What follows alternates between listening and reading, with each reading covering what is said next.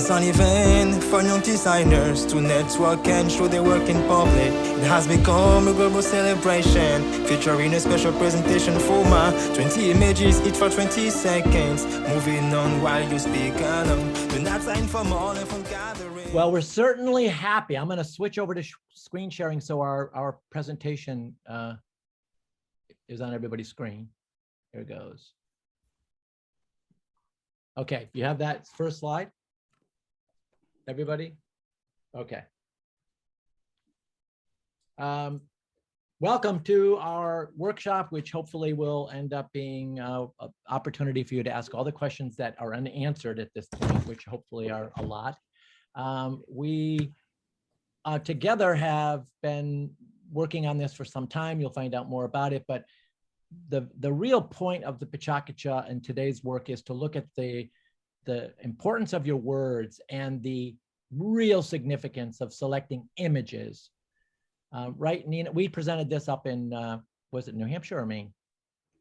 In Massachusetts. And by the way, everybody, have you ever met Bill Derry before? I'd like to introduce Bill Derry. And my name is Nina Lasiga.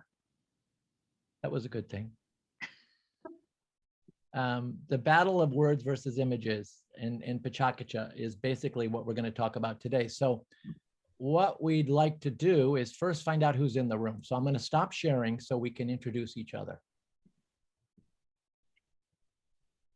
Okay. You want to start? Cynthia, you want to start? Sure. Just tell us your name and then just a little bit about what you're planning for your Pechakucha, the idea of it. Yeah, so my name is Cynthia Rojas, and my story is centered around losing our grandparents during Hurricane Maria, in that they went missing. And so the story is about the search for our grandparents. Neat. And have you been involved in storytelling? I meant to have you add that. Have you done storytelling? So I've been a storyteller probably for 4 years now, and I've done a couple of competitions. I've done a couple of events. This is despite how many times I've been invited to do a Pechakucha. I have always said no because I am intimidated by the slides, but Nina finally got me. So this is my first time. I'm excited. Right. Great. Thanks. Erica. Hi, I'm Erica. I'm in Los Angeles. My story is about a time where I was living in a recovery home for people with mental illness who are experiencing homelessness, and kind of my larger than life reality, and also the friendship I made there that was a real inspiration. And storytelling, I've done, in LA and on podcasts and things like that. And I was so lucky to have met Nina on Zoom, and she introduced me to this wonderful thing. So thanks. Great. Thank you. Vicky. Yeah, like Cynthia, I'm kind of intimidated by this whole tech process, but I've been, it's been a really cool journey actually to seek out photographs. This story is about my grandfather, who was a secret in our family, and I got to know him, and my family was real strict and teetotaler, and this guy was outrageous, a pathologist, obsessed with murder cases, so I just adored him. And then it has sort of a surprise ending that's sort of bittersweet, but it's been quite a journey to look up, find old photographs or find photographs that might relate, but like Cynthia, I'm really nervous about the tech. Great, thank you. John. Hey guys, I'm John. I'm actually a grant writer, so in a certain sense I tell stories, but in a very, very structured way, and not to an audience typically. But Bill's partner and I are good friends, and we work together on a board in Bridgeport, and he asked me about the idea, so I'm trying to get my thoughts together. I don't know yet what I'm talking about. Probably some combination of family. In addition to being a grant writer for work, I do a lot in my personal life in photography. So I have 3 young sons. The oldest is 6. The middle is 1.5 plus. It's like 20 months. And we have a foster baby who's turning 6 months tomorrow. So we Wow. stopped. So we've got 2 under 2, and we've got our hands full. We just took our first 5-person vacation. And for the last year and a half, I've also been, I mentioned photography. I've been doing a project called a 365. So I take a picture every single day. I did that for the whole year 2020, not realizing what a strange year it was going to be. And I stuck with it. And so I've been part of a group that kind of supports one another and kind of keeps up. We get encouragement from the coach. So that's been an interesting process, and I might talk about that too. Excellent. And what do you do at the zoo? So I write grants for the zoo. I have for a number of different nonprofits over the last 20 years. Right. That's what John had told me that, and you just said it, but I was focusing on all the rest of the story, and I missed the center. Yeah. Grant writing. Yeah, it's funny for me because this role has been a real change. I've been at the zoo for about a year and a half, and they really needed someone to focus on grants. And I came in having done roles at even smaller nonprofits where you kind of do everything. Mm-hmm. And so this has been an interesting time for me because during the crazy pandemic time of life, I've also been in a role at work that's much narrower. And I think that's actually been really helpful. So Great. Yeah. Thank you. Nina, do you want to tell about yourself a little?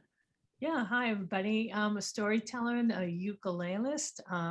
But up until 7 years ago, I was a corporate chick. I was a chemist making soap and cosmetic products.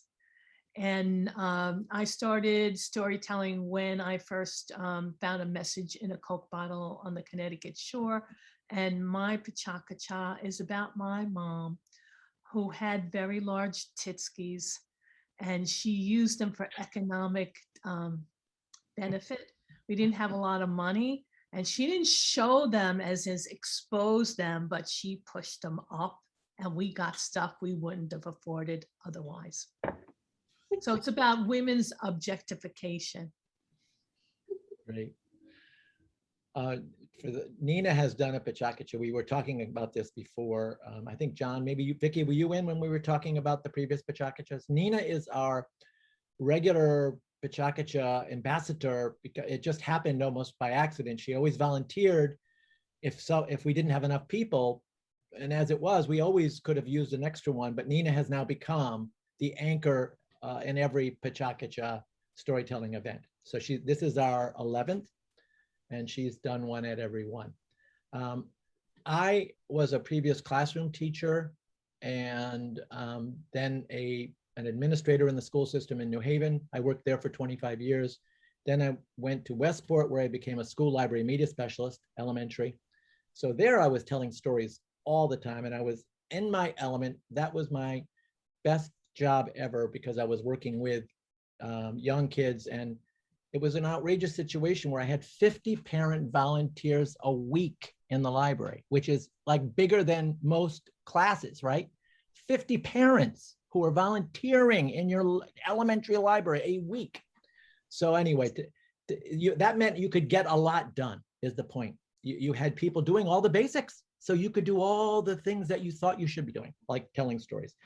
And I ended up in Westport for 10 years, but then I retired and became the assistant director of the Westport Library.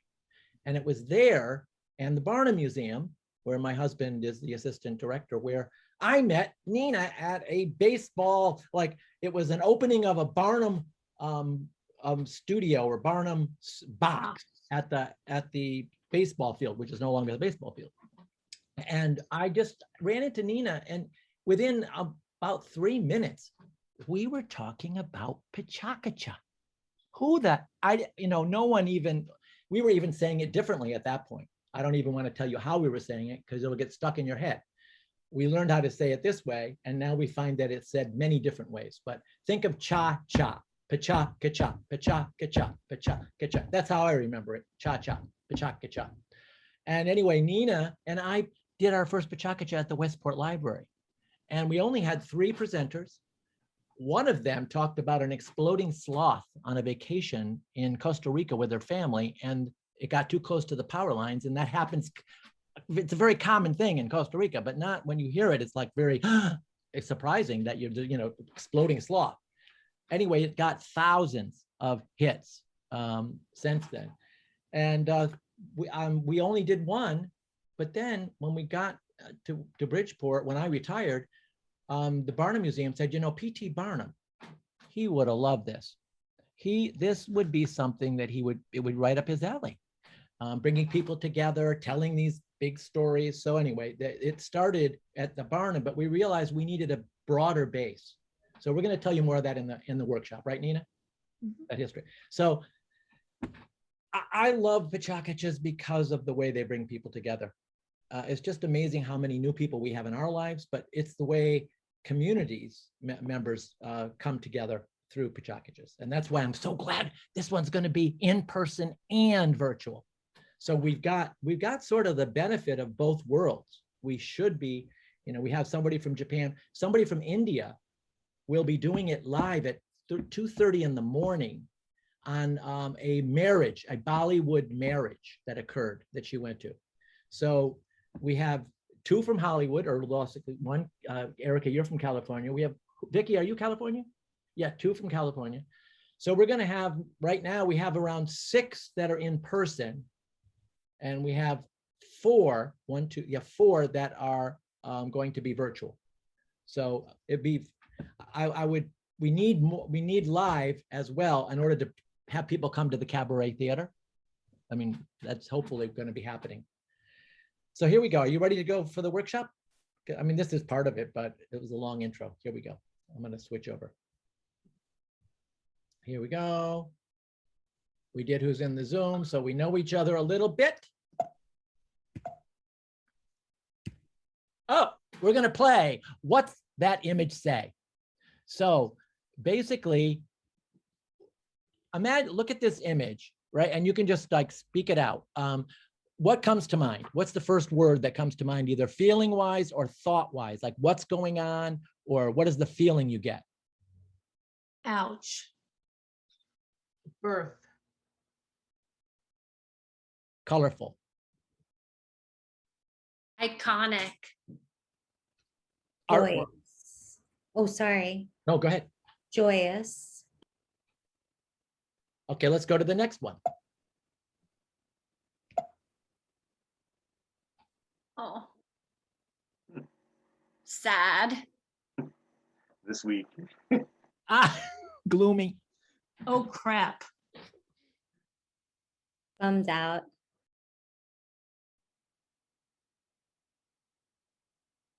Big. Storm over. Yeah, power. Vacation. Majestic.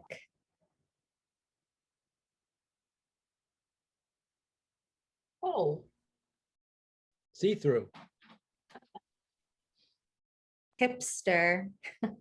Surprise. Do I exist? Oh, no.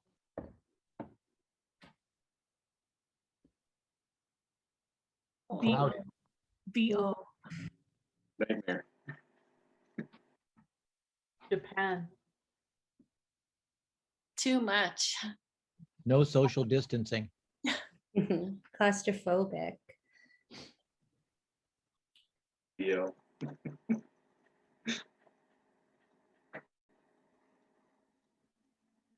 Good luck. Serene. Why is that hole in there? Photoshop. Okay, so I'm going to stop it there and come back out of the sharing for a second, because Nina, do you want to comment on the images? Because Nina is really, really good at finding an image that doesn't literally go with what you're saying. So why don't you explain? Yeah, this Pechakucha I'm going to share with you today, I have 4 images out of the 20 that are mine. Some of them I have none. And so when I'm thinking about images, I'm sometimes selecting images that directly relate to what I'm saying.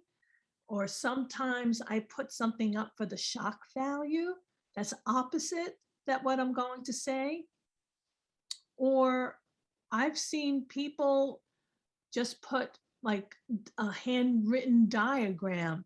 So you could be very playful. It doesn't necessarily have to be a picture book of your story, though a lot of people do that. And we're going to explain to you a little bit later if you don't have don't have photos, or you don't have time to hunt for them, because I know that could be quite a lengthy process, how you would search for photos out there that you can use copyright free and royalty free.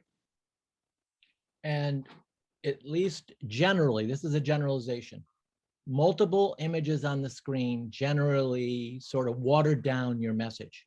If you have to look at 3, even 2, unless you're using those 2 to create a juxtaposition or a certain mood, go with 1 good image. But that, again, that's a generalization. Sometimes it takes multiples for it to work, but it's rarer that that's true. And I love what Nina said about an image can be an opposite, and it could express, look for the emotional quality of what it is in that 20 seconds of text, because the image could be your emotional visual, whereas the words are the content. It also could be a description of the scene. So if I'm putting up a photograph and I'm in a pink dress, I no longer have to tell you I have pink dress and curly hair. So this actually will help you in making the story more concise, because some of your message is going to be unspoken. And you notice, at least in our example, there were no words on the screen. This is not your typical PowerPoint. Okay, I mean, even though they've changed dramatically over the years, it's very rare to have words on the screen, and there is no title screen for your Pechakucha. You start your story right away, because we create a title screen for you. It'll say John Chamberlain and the name of yours. It'll say Vicky Judith, and it'll have the name of and you can actually talk at that point off script and say, you know, hi, I'm happy to be here. Or you can talk about a story that was just mentioned, or you can say nothing and just say go, and we start your story. So when you jump in, you're into the story, not into hi, I'm John, or I'm Erica. So I'm going to go back to the PowerPoint. Any questions on that? Make sense? Okay, now Nina's going to do a Pechakucha. I'll get it into, tell me when you're ready, and I'll press to the next slide. Ready?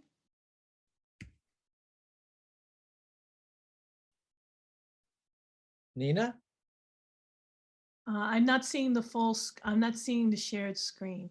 You're not? Something's wrong with your, okay, let's see. Oh, 1 second. Let me get out of gallery. I'll go to speaker. Wait a minute, maybe it wasn't on. Yeah, I didn't see it either. Oh. You see it now? Yes. Oh, okay. Well, yeah. Okay, I'm so sorry. Tell me when to start. Let's go. I love venturing outside my comfort zone. I feel energetic. I feel curious.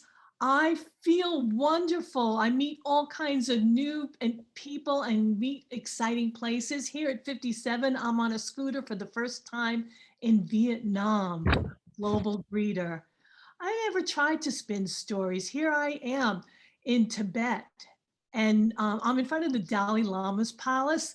I was kind of feeling, you know, height sickness, and these 2 chicks sit next to me, and they egg me on to taking this photo. And then she puts out her hand.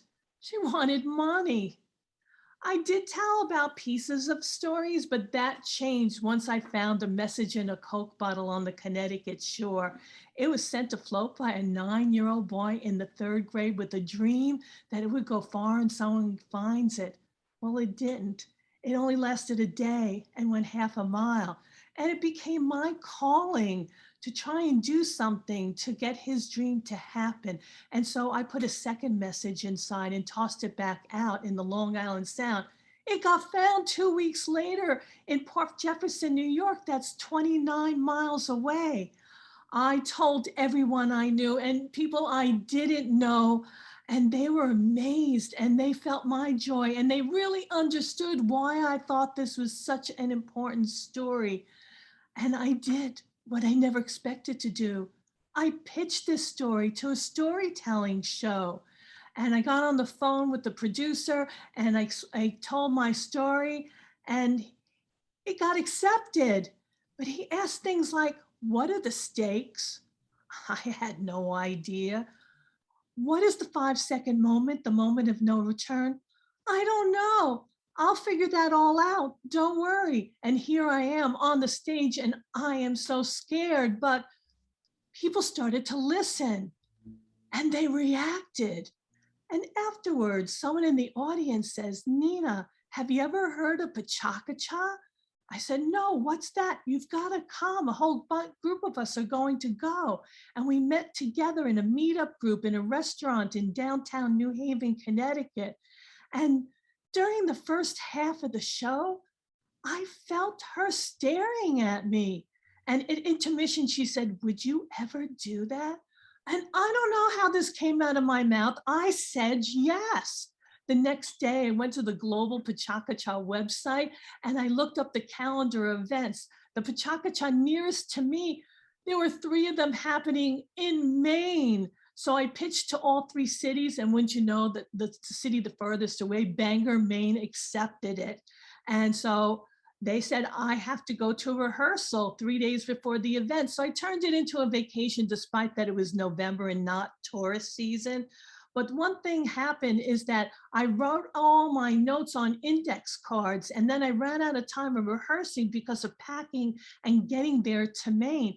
And during the session, they said, oh, that's a great story, but don't read it. Audiences aren't engaged if you're reading. And oh, by the way, you have words on some of your slides. You need to take them off. And I'm going, those words are my lifeline. What am I going to do? And they go, okay, you can keep the words off. So I went to my hotel, and inside the lobby was this taxidermy bear. And I actually sequestered and I stayed in place for 2 days. And all I did was work on my Pechakucha. Squashed were my plans to go to Acadia National Park. My entertainment was downtown Bangor. And it's the day, and the event is in a historic church, and some of the presenters are from the roller derby team. And in between stories, they are rolling up and down the aisles with these place cards. And it had such this funky vibe to it. People were like eating up all of my words. And then someone said, we don't recognize you. We know everybody here. How come we don't know you? And I go, oh, I'm here from Connecticut. I go, oh, that tells it all. And I was so glad it was winter time. Otherwise, I would have been profusely sweating. Well, on the way home, I was so grateful that I tried this zany adventure outside my comfort zone. And people there treated me like family. They didn't think I was crazy. Then I was home. I went to an event and someone introduced me to Bill Derry. And within a moment, we started talking about creating a Pechakucha. All I said, Bill, I was traveled 6 hours to do a 6-minute and 40-second story. And to someone I knew just a minute, I agreed to organize. So we first started in the Westport Library in Connecticut, and eventually went to downtown Bridgeport with the help of the Barnum Museum, Downtown Special Services, and City Lights Gallery. And we said, if we build a Pechakucha, will people come? We held it in the Barnum Museum lobby, and hordes of people came, and they just loved it, and they were engaged, and we gave them red noses, and it was eclectic. And every time after, people came in the middle of the week to downtown Bridgeport. I love hearing other people's stories because I get the sense of all kinds of stuff that's not written down or not spoken. I love how whenever I tell a story, this little nugget about me bubbles up. And from that first story, they just kept coming. I love meeting all kinds of creative people like those on the Pechakucha team. And every time I do a story, I learn about my past, and that's helped me with my future. I'm a storyteller now. That first story changed everything. Thank you. Yay. And what I have to say is it never comes out exactly as you plan it. You have to embrace the moment. All right, so this is I like to introduce to you the Pechakucha team. We have Suzanne Katchmar. She's the executive director of the City Lights Gallery, which does everything, all kinds of forms of arts in downtown Bridgeport. We have Lauren Coakley-Vincent, who's the president of Downtown Special Services. We have John Swing, who's the assistant director and chief operations officer of the Barnum Museum. Myself and Bill Derry, and along with this not pictured is Kathy Mars, who's the executive director of the Barnum Museum. And we actually are the force that decides when we're going to have it, recruit people, and then we're there in running the event. The whole event is it's just volunteers. We are volunteers. The audiences are volunteers. We do this for the love of sharing stories. So we are on volume 11. These are just visual. These are the posters that we had for each event. We started in 2018, so we're in year 3. Every third Pechakucha is at the Bijou Theater. It is a celebration of the arts in Bridgeport, and it's for the Bridgeport Art Trail. We had one at the Beehive. We generally have them at the Barnum Museum, but we look for other venues to make sure people realize this is a Bridgeport event. Now, Barnum is synonymous with Bridgeport, so when we have it at the Barnum Museum, it's very comfortable. We had, if you look at that one on the left, that poster won a contest, an international Pechakucha poster contest. And the irony of that is we never held that Pechakucha because it was on a date when everything was closed down, May 19th, Tuesday. So that was the beginning of the year of no Pechakucha. And we gave in for our first virtual volume 9, where we joined a 24-hour event in Japan with a focus on love. And we had 3 presenters. Nina, of course, did a full Pechakucha. And then Suzanne and Lauren Coakley-Vincent did a 10 by 10. So there's a new form of Pechakucha which are shorter and faster. It's hard to believe because already 6 minutes and 40 seconds is pretty fast. But they're great for schools. Schools do 5 by 5, so they have 5 images, 5 seconds each, 25-second story. And 10 by 10s are 100 seconds. And ours are 20 by 20. So it started in Tokyo in 2003. Pechakucha means chit chat in Japanese. An architectural firm decided they were sick and tired of long PowerPoint presentations. So they came up with this format, but they didn't really expect that it would catch on, and you have to get a license. And now there are 1,250 cities, more than that, that have gotten a license to be a Pechakucha. So what makes it great, Nina? Well, you know, it's not about being perfect. It's not about memorizing things. And so you just want to be your authentic self in that. Can we go back to that slide? Yeah, Bill? yeah, sorry. It popped. Sorry. And that you're telling people things they're not expecting to hear. And definitely for this theme, that's really going to happen.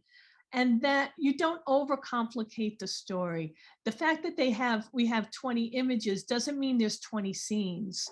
You know, there could be multiple images that represent you still being in the same place or the same thought. And so people love Pechakucha, because of it's so concise, that it's almost like people are hanging on every word. They're hanging on their seats, and the audience is so supportive because they realize the challenge of doing a story in this way, and they're just rooting for you. So it's about creating a clear story that people will fall in love with, even if they're not in love with that subject.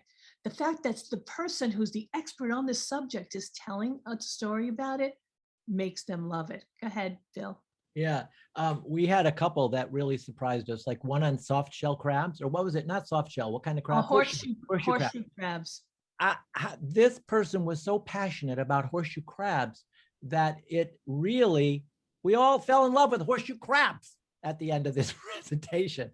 So that's what makes the Pechakucha your authentic story, that makes it not just about you, but about something universal. Can I ask a quick question? Yeah. I obviously realized I was really on the wrong page here about something. I love Nina's presentation, and that kind of reinforced how I was looking at the pictures, so that was great.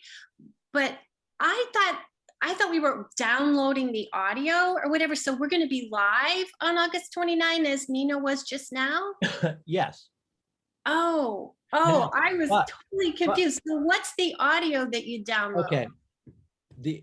We get the Pechakucha fully ready as a backup if there are technical problems.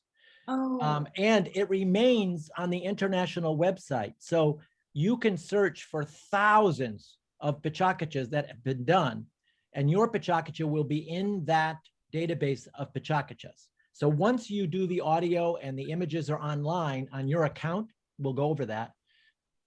But it's about live.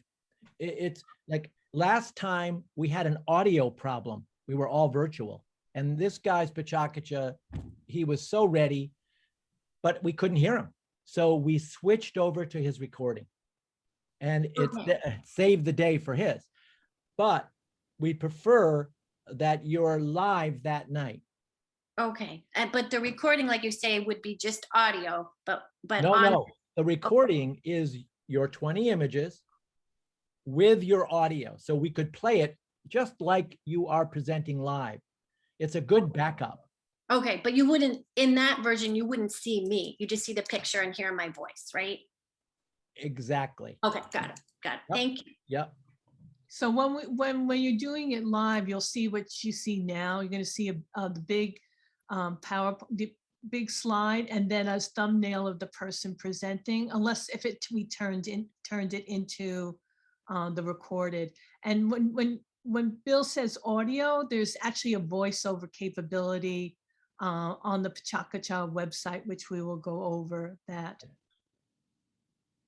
So Vicky, does that make it, I mean, if you felt I couldn't do it live, then we would play your recording. I can, I just didn't realize that what was happening. So I just have to kind of rethink that. Thank you. Right. And the part about being virtual is you actually can use notes much easier than you can live.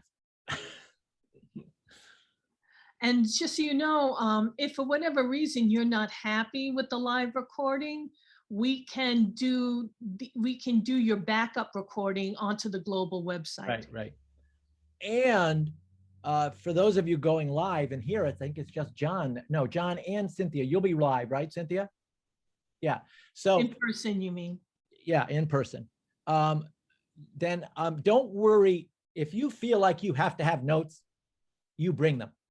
This is not about being perfect. This is about getting up there and telling your story. So if an obstacle becomes, I can't go up there without my script, you go up there with your script, because it's not the biggest deal. I mean, it's not, the more important thing is the story and the images and how you deliver it. It's better if you don't use a script, but hey, we've had some people who use scripts and it was very good. So anything's possible. Can I ask a quick question? Yes. Okay. Nina, you were changing the images as you were talking? No. I was. Yeah. You were. So someone's going to do the tech part. I will be actually doing the images, and they're automatically timed. I don't press. It's in the PowerPoint or the keynote. You can put in 20 seconds per image. So it automatically moves, because if it was left to me, I'd be getting involved in the story and I'd forget, and there'd be 3 seconds extra, and so no, it's timed. Okay, cool. And we'll talk more about setting it up, because I can give you a rehearsal video that is set for 20 seconds each. So if you don't have PowerPoint or you don't have Keynote, I can give you the rehearsal video, and that's what you can rehearse on your phone or your computer with, or your portable device. And then we don't cut you off. If you end up on your last slide a little bit too long, we don't cut you off, not to worry. Well, the image changes, but it says thank you, so you can go on a little more if you have to. Yeah. It's more strict on the voiceover part on the website. When the 400 seconds are up, it's up. Boing. That's the end. Although, but with the website, you have option to do it over if you wish, and then you could do it all in one shot or by individual slides. Yeah.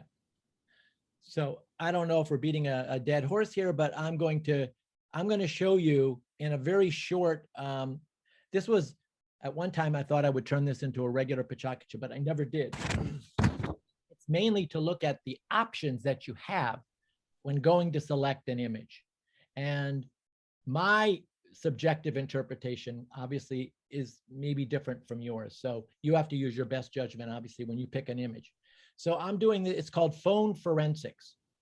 And it's a mini Pechakucha. There's only 4 images, and it will be 80 seconds. Okay, here it goes. I was 10. It was 1959. We were the last ones on our street to get a telephone, a 4-party line. Often we listened in on the conversations, and I was asked to get off the line. Of the thousands of calls received and made between 1960 and today, here are the 2 most memorable that I had.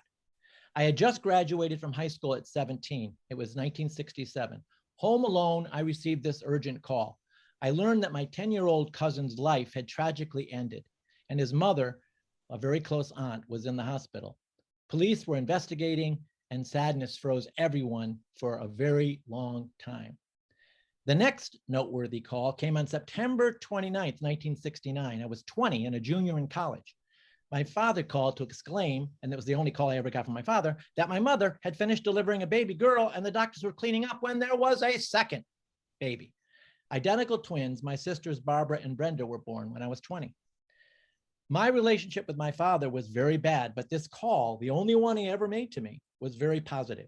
He died 8 years later at 50, and his call 52 years ago reverberates to this day. I'm sure that you all have memories that demonstrate how phone calls have provided emotional bridges to certain different periods in your life. Thank you.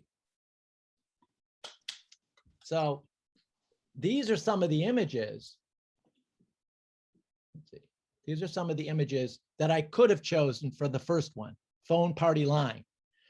And we'll show you how to go in. You need copyright-free images, which is it's somewhat of a problem because the best images are not copyright-free. They take money. So we work hard to ensure that we don't put copyright-protected images up there. I'm sure we've slipped a few times, but we give credit for images that need credit, and we'll show you how to look for that. I just felt that because I talk about the fact that we had a 4-party line, having those 4 images, the idea of a party seemed like fun because that whole idea of a party line makes it sound like you're going to do something really lots of fun. And I was always bothering people on it. The second one, which is where the family tragedy, these were all options, all 7 of these images. But I felt like it left us frozen. That line of it left us frozen. I thought a statue really embodied that emotion of just freezing a family, a tragedy that just was, instead of making you open, it closed you down. And this one with the twins, again, there was that birth, the birth picture that was a possibility. But I just liked looking at the 4 feet. I just thought it embodied the birth of twins in a way that fit my 2 sentences. And the last one, which is that whole powerful communication, I actually took 2 images. I took the image of the Brooklyn Bridge, and I just like that networking, that sort of that old and new, and then took the old receiver, which is because I was talking about 60s when that phone looked like that, and put it over it because it looked like a bridge. So you can play with images as well. You can make your images from other images. Let me go out and we can see if there's any comments. Oh, I see Denise is in. Can you hear us, Denise? No. Oh, well. Bill, I really liked seeing these examples because I think you want something interesting, but something not so complicated that people are kind of peering, what is that? So I like that they really were evocative, but they were fairly simple too. And I thought that was really effective. Everyone chose really great photos. Oh, good. Thank you. Any other quick comments or questions? Are you thinking of your story? Well, if you don't have a story yet, it might be helping you like think of what that's, the story. So one question I have is, I thought I heard you say, Bill, that you could use multiple pictures. I said, but every image is going to stand there for 20 seconds, right? right. You have 20 images, but if you noticed in Nina's, there was one point where in Bangor, she had it in a church, a historic church, but it was also that skateboarding because she mentions the so side. And the image is the juxtaposition of why is there a skateboarding person or a skating person next to a church? But then it became clear with her words. So sometimes the images are dissonant. They don't seem to go together, but the words should bring them together somehow.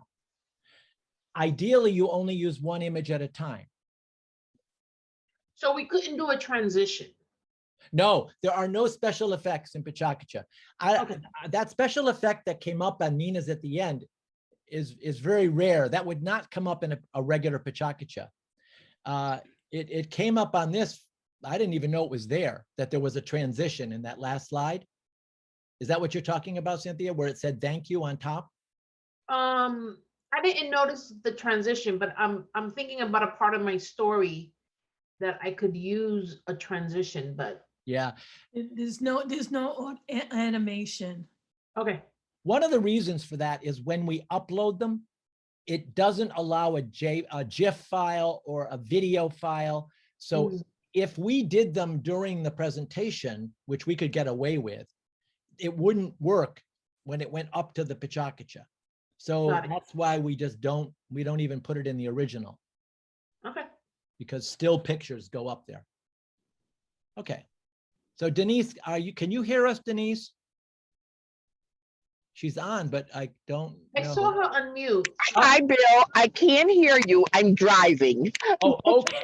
Nina's here too. Good to be with you. Yep, Okay, I hear you just fine. And I've got my phone propped up. I can see the screen and everything. Oh, good. Okay. Be safe.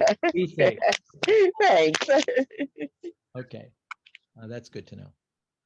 Okay, so we'll go back to the presentation. Please feel free to interrupt when we're talking away here, because that's just pop in if you have a question at the time.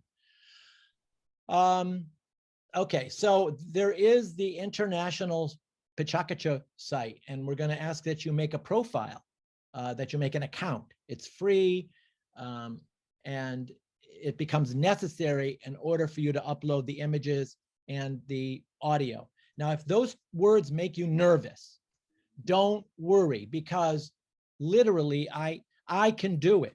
Once you've created an account and you've shared it with me, we can always go on Zoom and talk through any obstacle you have. So don't let it,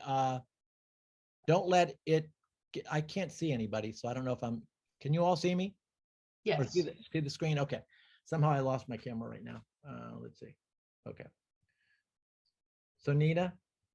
Yeah, so the nice thing about the Pechakucha website, you can put a little short bio with all your social media, you know, how people can contact you or not. It's up to you. And it's up to you whether you want to put your real name or if you have a really edgy story and you don't want your name. We've had people who've done fictitious names.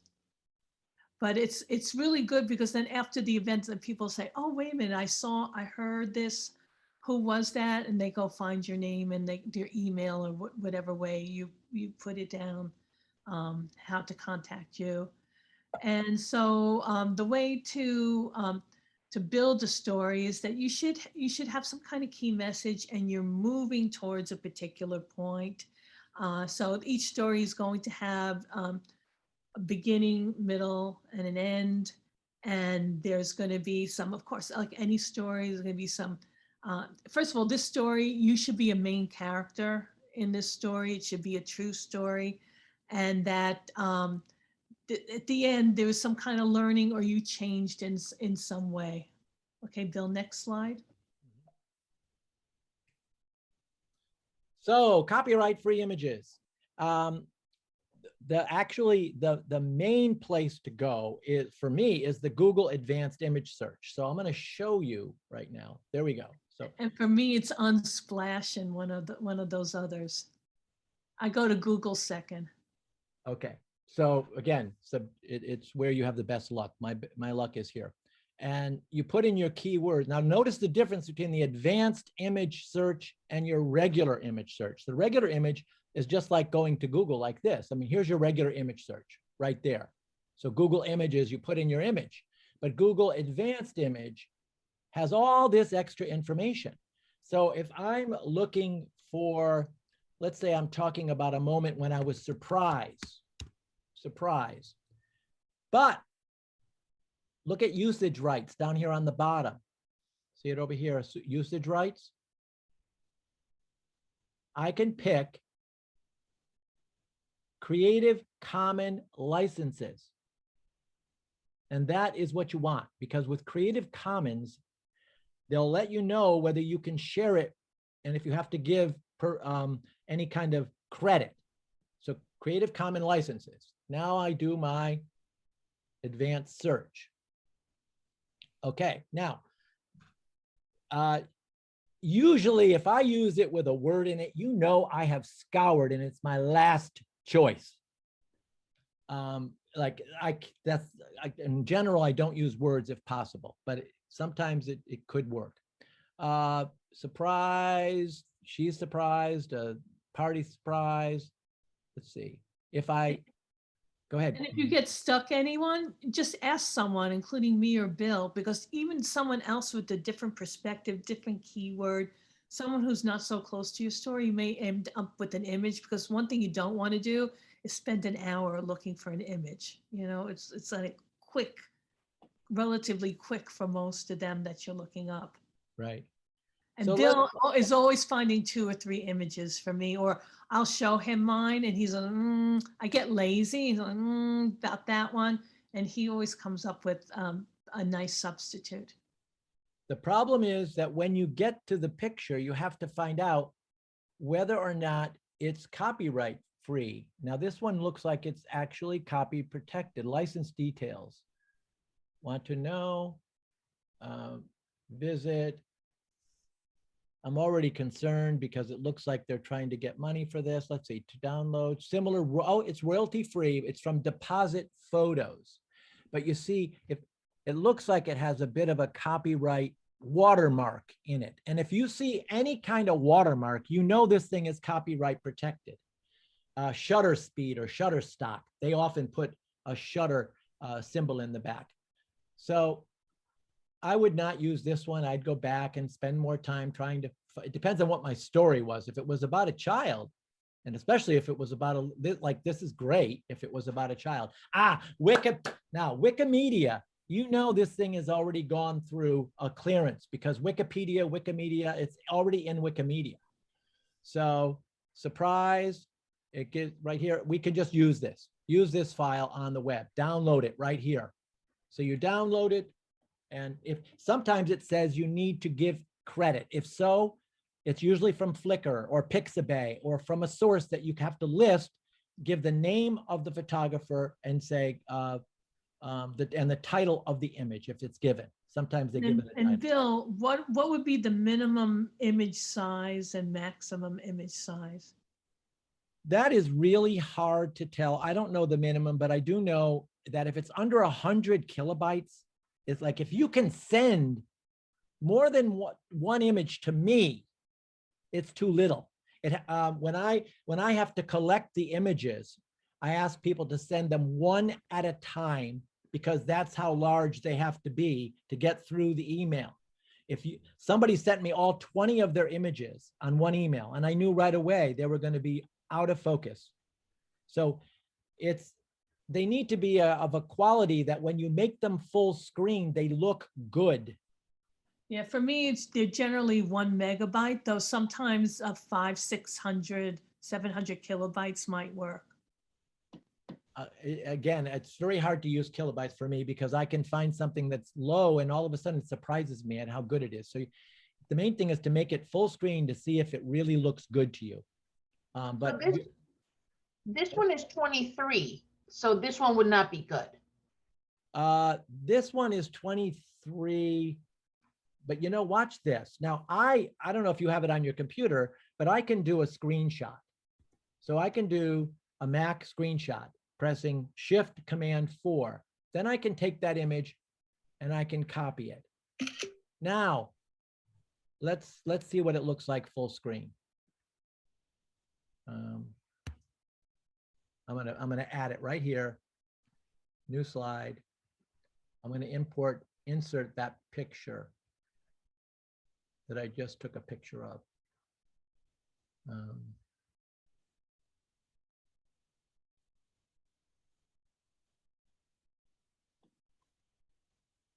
Let's see how it looks. This is what I mean by it's hard. Okay, now when I like, when you're doing, if you're making your images in PowerPoint, you want to make sure it's the brand new size, not the 4:3 scale, but it's under design, it's under slide size.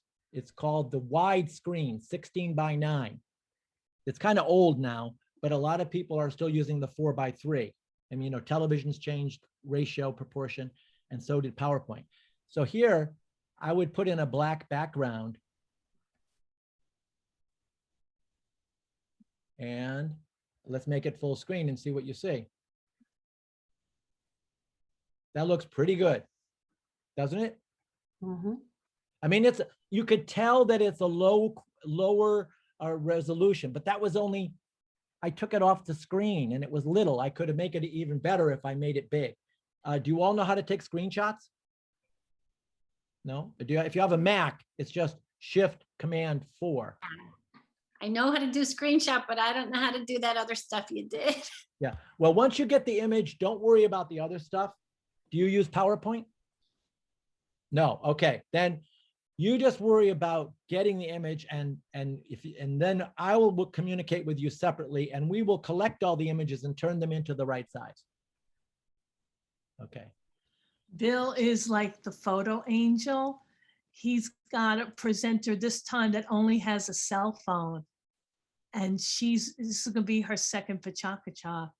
She comes with her cell phone and Yep. Bill gets all the images he needs from her.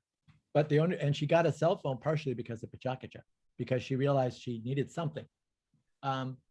So here are other sites, Pixabay, Unsplash. What's your site, Nina? What did you say it was? I use Unsplash and Pixels. I used to like Pixabay, but there are very few royalty-free that come up on my searches now.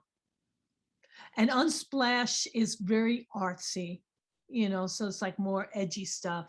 If I don't find it in Unsplash, I look for Pixels. And if I don't find Pixels, then I go to Google Image because I don't have the confidence that I picked something on Google Image that's got the right clearance. Okay, so we're going to go over you need to create your Pechakucha account. You need 20 images. Your story should be 20 seconds per image. Don't try to make like Nina said, you could have 3 images for one part of your story. You don't have to make your story cut up into 20 parts. That would be changing it too rapidly. You could have 2 images, 3 images or 4 images about one concept in your story. So don't, did you notice the way Nina went over the seam? Like there are 20 seams, 20 lines after 20 seconds. Ideally, your story is going through that change to the next image. Appropriate.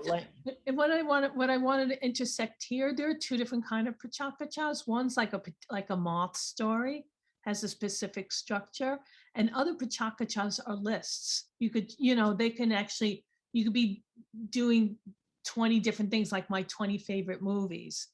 And it's much easier to remember and to do it from memory if it's a full-fledged personal story.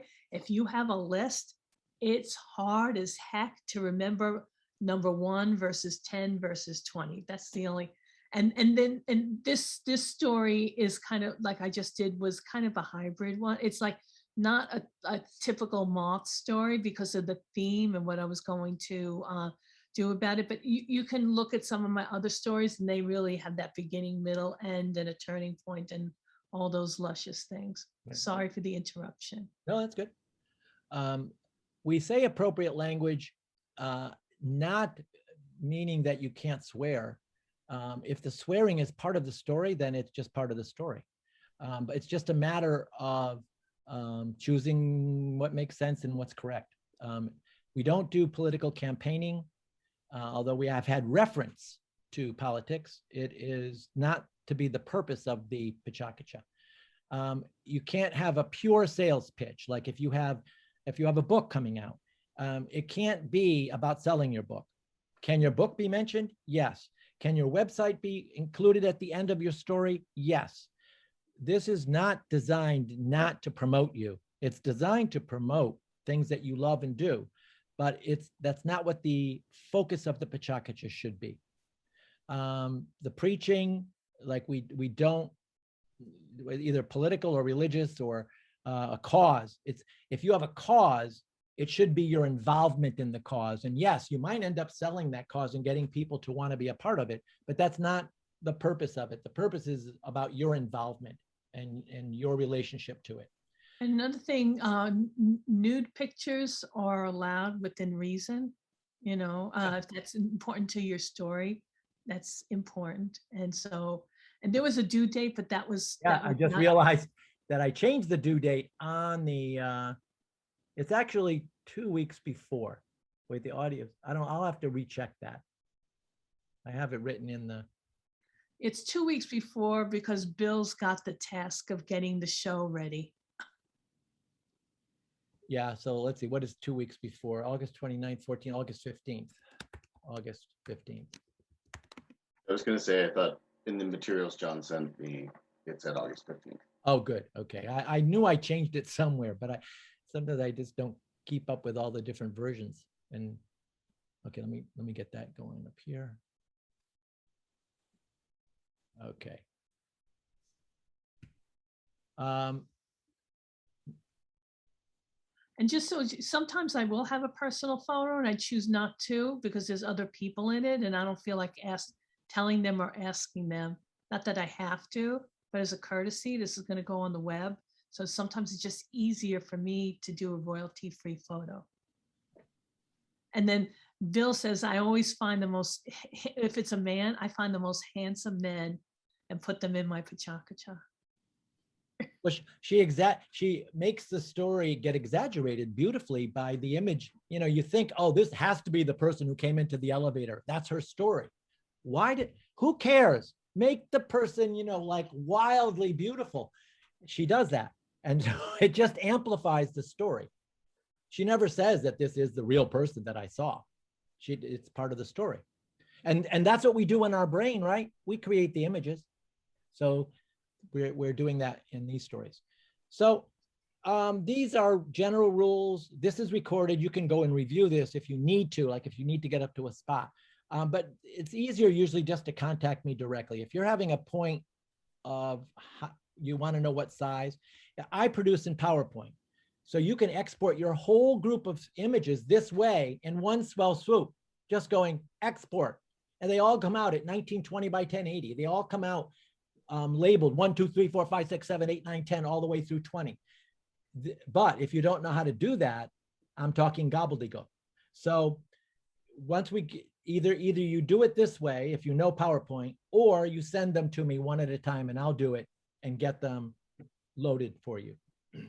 Now, there's this new thing that's changed the way we do Pechakucha called PK Create. And in PK Create, there's a great little video, how to make a presentation with Pechakucha Create.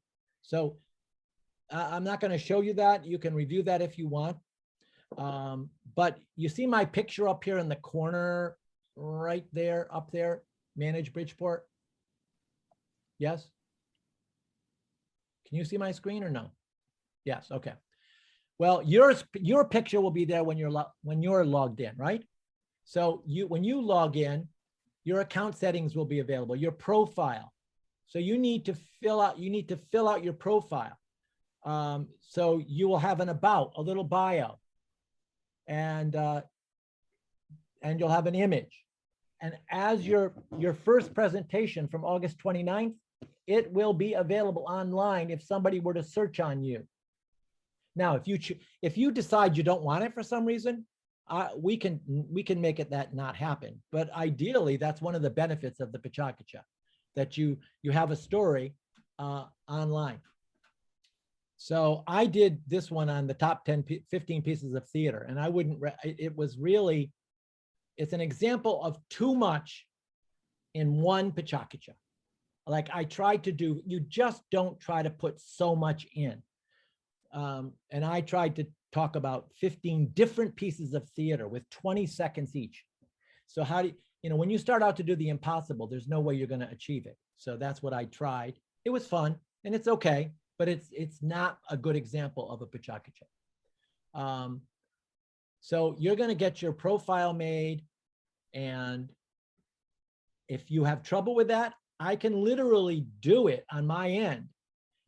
And it sends you an email saying, please finish. I can never access it because you have to create your password, but I can start it and then they send it to you. Often it goes to junk mail, I find, so people miss it, and then we have to recreate it. But there's a couple ways. Let's see. Bill, what you're talking about, is it a website that's called Pechakucha International, or is it this create thing? Okay, here we go. We're going right now. I go to pechakucha.com. Okay. Okay. And then now here I am in the World Pechakucha website. So I could go to, you see New Zealand is featured right now, Auckland. Okay, if I scroll down, I see Pechakuchas from all over the world. Well, let's see, Nishinomiya, educate, videos on how to make them, Christchurch. This is all New Zealand. They must be focusing on an upcoming Pechakucha that's starting in 3 days, 10 hours and 53 minutes in New Zealand. But look up here, you see where it says create beta? See there? Yes. Okay. Yes. That is, now, after you've created your account, your image will be where mine is, right? You can go to create beta. Aha, this is called PK Create. Now, this is where you get your 20 images. You put the name of your, let's say it's going to be Maria. Story of grandparents lost in hurricane. Again, this is not being saved. Don't worry. This is just a demo. 20 by 20, right? Comments require approval. Yes, I go, now I'm done. I go save and next. Now you see where it says drag and drop to upload 20 images? If this is giving you heart palpitations, stop, because I'll do this part, okay? So don't worry if you feel this is too much. But all I do is I click on that, and I will have saved my 20 images on my computer, labeled, let's see, let me go to a sample. I have a sample, Pechakucha Pechakuchas.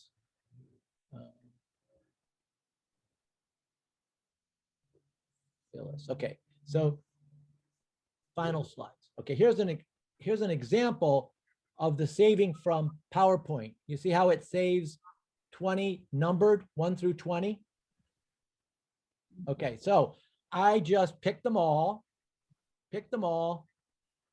and say open. And it's gonna, if you're looking straight ahead and you don't scroll down, you'll miss that all of your images are literally coming in below. There they are. This was Phyllis Blackstone, who presented in the last Pechakucha. And her story was like, she took a slice of a moment in time at a restaurant and turned it into a Pechakucha.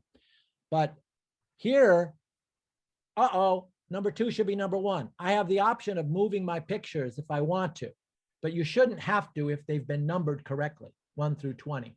They just appear. This is an incredible tool. So once I see that my pictures are all in order, I go up and say save and next. And it's uploading one at a time.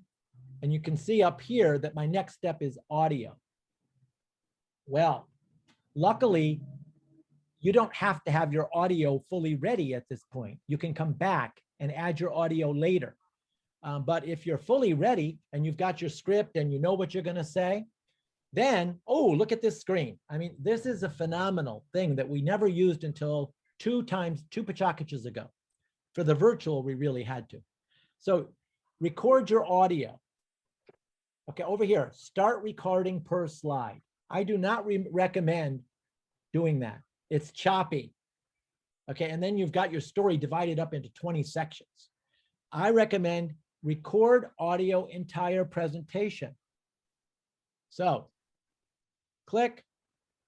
Now, this is beautiful. There's your image. Right below it says start recording. So look, I've got this time to get my act together. I won't have it together because I don't know what the narration is, but I'm playing right now. And again, you could do this over and over. You don't want to turn it into a multi-day event for yourself, but it's like redoable. It's redoable is what I'm saying. So here I go, start recording. And I have to say aloud. Oh, I'm so excited that I was at Historic Mystic and I was ready to experience the restaurants and the culture and the activities that go along with a full day in downtown Old Mystic. When all of a sudden I looked up and what could I couldn't believe my eyes that I saw a slice of heaven in the air above my head.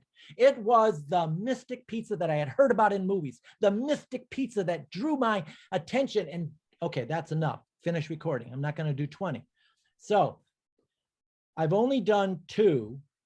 I can restart the recording right now, or I can finish, save, and create video. So it's going to finish it, and it's going to save a terrible audio track of just those 1.5 slides that I did. But look what I've got here. I've got Maria. Okay, I'm sorry, Cynthia, I took your title and added a different set of pictures, but this is going to be deleted anyway. Invitations, more options available. So when this is uploaded, I will be able to pick Bridgeport Volume 11.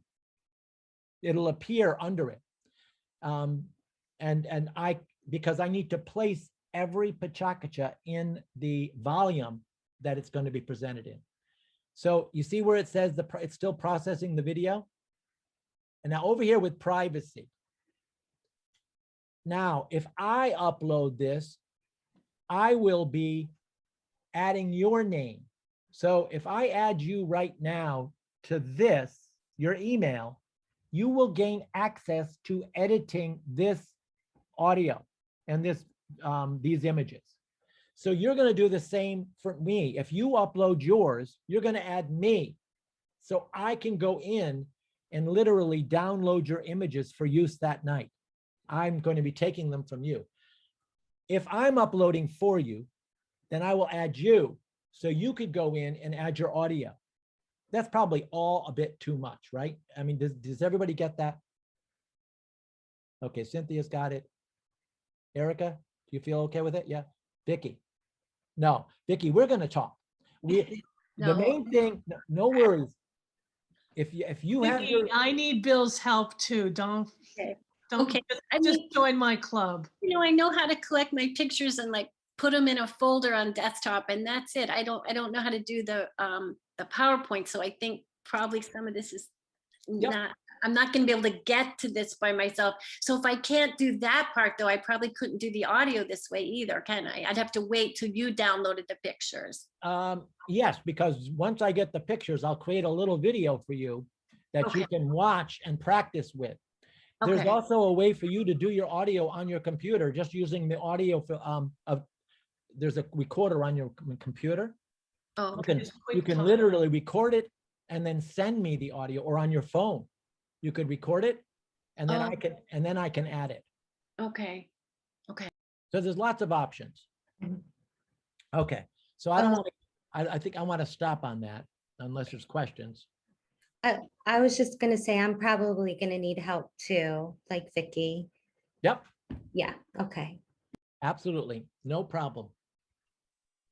And we provide help, besides IT help, if you having struggling on a part of your story or your images, like you could just reach out to us and we'll schedule time.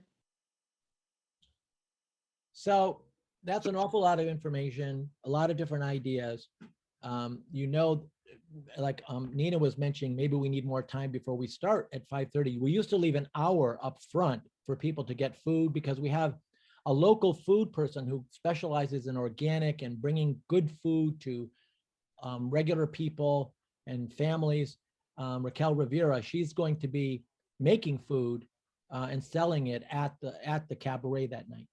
But she's a Pechakucha presenter from our first Pechakucha too. It's very unusual in Bridgeport that they've given us the cabaret. Part of it is they just got $550,000 in a grant from the COVID-19 bailout, and they deserve it. They've lost so much money, but it's made it possible for us to get in there before they open their season. So it's kind of neat. And this is the proposal link. I think, John, you're thinking about your proposal, so that I think you have the link. And just to say, the reason why there's food offered with the Pechakucha that's optional, very low cost, is that we want to encourage networking, especially for the in-person people, that we want people to talk to strangers. Of course, we've got COVID on top of this, but so we have we have an intermission, people would network, people would hang out afterwards. And the whole idea here is that we want you not just to tell your story, but to have your story excite someone, that they actually may reach out to you and share ideas, share comments, or even possibly look to collaborate and make something new. So the whole idea of Pechakucha is this like little mini incubator of creating community. And now with it, on virtual, as long as in person, we are still working on how we best create community across the virtual world. Because we know it works in the in-person world. Right. We're getting there. It's only a second one virtual. There's also a Facebook page. So if you're not a member of the Facebook page, you just look up Pechakucha Bridgeport and you can become a member of that. Just another way to get information. Well, we're almost there, but what kind of questions do you have? You must have some. I have a really basic one, which is if you're presenting in person in Bridgeport, will you be able to see your slides, or will they be behind you and you'll just see the audio? Yes, you will actually be standing on the stage at a podium. It's a small podium. And the screen is going to be large and it'll be slightly behind you. So you will be both looking at the audience and your image. So yes, you'll see it. Yeah, so the podium will be angled so you don't have to turn your head like Yeah. it's like catty corner. So as you're looking forward, you also see that it's changed. And if you really want to look closer, you may have to look a little bit. It works because We do that in the Barnum Museum, and it's in tight quarters, and no one's having problems seeing what their slide is. Oh, that's great. Thank you. Good, good, good. Yes, Erica. So on Unsplash, when it says use free under Unsplash license, that means it doesn't have to be credited, right? That Right, just means right. On Unsplash and Pixels, I automatically just I put a little bit of recognition on the bottom just as a courtesy. I don't even look to see if it's needed or not. I just do it. This way I'm safe. Okay. Well, But if I had like, so I can't use like a famous photographer's photograph and then credit them. You can't do that. you I've can got if you permission. contact them. I've got Oh, permission. yeah. There was a photographer that took pictures of me without my pants on in the New York City subway, and I wanted to use it. And he said, as long as I wasn't getting money out of it, as long as I credited him. So it all depends if you have and this photographer didn't know me. I just emailed him and told him what I was going to do. And he came back within a day or two and said yes. So Okay. it's possible. I was looking at the Unsplash regulations and rules here, and it says that all photos can be downloaded and used for free, commercial and non-commercial purposes. No permission is needed, though attribution is appreciated. So that's where Nina comes in, and she does it. She gives the attribution, but And it's then not required. also, I take my own photos after the fact. I mock it up. Meaning I wanted a photo of a ukulele in front of Macy's 34th Street. Well, before COVID, next time I was in the city, I brought my ukulele and I got a picture of a ukulele in front, so, you could be creative and whatever works for you. And, you don't want to make it too big of a project. Nina, what's the name on the website of your panty story? Oh, it's all over the place actually, but you can find it on the Pechakucha site. There's No, the name coming Oh, out. the name is called. The name of the story. Yeah, Yeah. yeah. It's mostly called No Uncovered. Uncovered. Okay, because I tried looking for it, but I couldn't. I mean, I found all your stories. I couldn't tell which one was the panty story. Right. Yeah, and then I mean in the Pechakucha, if you just if you just go to the last volume, and then there's a hyperlink on my name. Uncovered pulls it up first thing. Uncovered. Yeah. Okay. Thank you. It depends because in other places it's called No Pants. years old when I took a New Year. There we go. I'll put it in the Just, chat. on that one, there's two versions, and check that it's the Bridgeport one, because I also told it in New Hampshire and they did something strange. Like I had a slightly different photo set, but they put the voiceover from the Bridgeport one onto a different photo set. Huh. And you wouldn't know that, but I know that. Wow, wow. It doesn't jive as much because some of the photos, sometimes I experiment with the story by taking it to another town and do the story there. Like I've done that in New Haven, and I do the same thing in New Haven, Connecticut. I go, oh, if you're down one person, even if it's the same day, they've called me at 4:00 in the afternoon for a 6-7 o'clock event. I have a story for you. And so then I'll try out the story. They don't, not all Pechakucha cities post on the website. So I'll pick a Pechakucha city that doesn't post on the website and try it out there. And then I'll bring it to Bridgeport where they're going to give me the full exposure. So that's you don't have to be a seasoned storyteller to be a Pechakucha teller. I mean, we've learned that being a storyteller brings a skill set that's very helpful. And if you have the technology, then it's like it just goes like that. Because storytellers naturally think in visuals, but they let the audience do with the visuals. So here it's different. You have to pick those visuals, and that's the difference. But I think once Vicky, once you make it through this fire, you'll be happy because you'll have a few other skills to tell in even more ways than you tell already. And then what I was doing before the pandemic, I was trying to see where the Pechakuchas were if I'm going to travel to like Bali. And I looked to see if I can schedule my date so I can do a story in a different country. Though, let you know that if you ever find Cambridge Pechakucha, it's not Cambridge, Massachusetts. It's Cambridge, UK. And I proposed a story. They go, when are you coming over? Oops. Change your plans. Oh,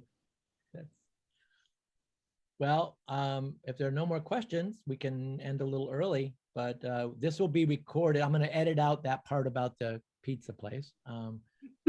And this will be recorded. And if you wanted to look at it, I'll send you a link to it. And so everybody, I haven't started mine yet. So if you started, then you're ahead of me. But I do have my own method of doing it. I tend to write down my stories, and I told to Cynthia, I actually put them into 20 sections. Then I find the images, and then, but 20 sections doesn't mean 20 scenes in any way, just 20 slices. And then I look for pictures. And then once I have the pictures in the 20 slices, I actually will tweak the language of that piece of pie so that it fits into the 20 seconds, which for me is like 3 sentences. And if, for example, the audience, this may not be as relevant on the virtual tellers, but for the in-person tellers, if the audience reacts, which you love an audience react, like they laugh, it's part of your 20 seconds. So you can then, you may need to take off a sentence here and there. So I think the one thing I love about the Pechakucha is like a roller coaster ride, especially in person, and you're nimble on your feet. So you have to continue to ebb and flow. And then what I intend to say is not necessarily what comes out, of my mouth in that second, because I'm not using notes, because I decided I'd rather be terrible than to use notes. But that's me, because I will just like I once in a while blank out, and I just ad lib, and the next picture comes up, and I'm okay then. So just so you know, even with me, I used to practice excessively for the first couple. My best one is probably my first one. That's the elevator story. It's called Coming Out. And that came out so smooth but I also was playing a ukulele during these 20-second slide transitions sometimes. So that was the added element, but it's like, when I listen to that, it's like, wow, I don't get to that point anymore, because I just want to, like, it's not about as they say, it's not about being perfect. It's about doing it and sharing it in the best way that you can. And if you didn't like it, you can always go to a recorded version, a recorded audio. So it's nice to have that backup, but the recorded audio is never going to have the fire in your voice and your action as you're going to do it live. And John, you're a photographer, so you may want to be using some of your own photographs. Yeah. And a lot of artists have used their own art. Well, I think it's bigger than life to have what you think is just a everyday photo project that kind of gets very challenging. And like feeding off of other people's ideas on how to keep this project going. And then you can know, maybe you met in person before, and now you all had to do virtual. I don't know. Yeah. Well, actually, most of the people doing it I've never met. So yeah, it's interesting. Well, keep if you have any problems, contact Nina, contact me. Let us know right away before they get too worrying. Hopefully you get everybody's proposals in but John's, and hopefully you'll come up with did an idea pop into your head, John? I took a bunch of notes while going on, and I had said to John, I'll try to get the proposal together and in this weekend. Oh, excellent. Yeah, but of course, if there's a zoo story, that would be like fabulous, but we won't pressure you to do that. Yeah, I wish I don't know. I have to think. I wish Well, I, especially as a grant writer, I don't know if you've been exposed to like the tigers and the, I mean, do any of those stories come into your life there as a grant writer? well, they don't let me like feed the tigers or anything like that. Which definitely like in the first month, I think almost everyone I told I'd started working at the zoo asked that. So, or if they could come and pet baby tiger cubs. So, yeah, most of the time I'm at my desk writing, but Right. I do, I can go up and wander in the zoo any day of the week. That's nice. But I think that'll be in your bio, but it doesn't have to be about the zoo. It can be whatever is larger than life, and you're, that was just, I can't wait. It's all August 29th, they'll be here before we know it. But there's a lot of work in between, I know. Yeah, So- you just get started soon on, even if you don't do your pictures yet, get your story But together. a story is really the big thing, if you get that story. And if you have some images, that's even better. I love having images in advance. But I mean, not to send to me, but I mean, for your sake, for your own sake. If you have some of those images as placeholders, I think for me, it keeps, it inspires me with the rest of my story. So thank you for taking some of your Saturday to be here for this workshop. Okay, thank you. Thank you. Bye, thank Bye-bye. you. Okay. Bye-bye, take care. Bye. Hello.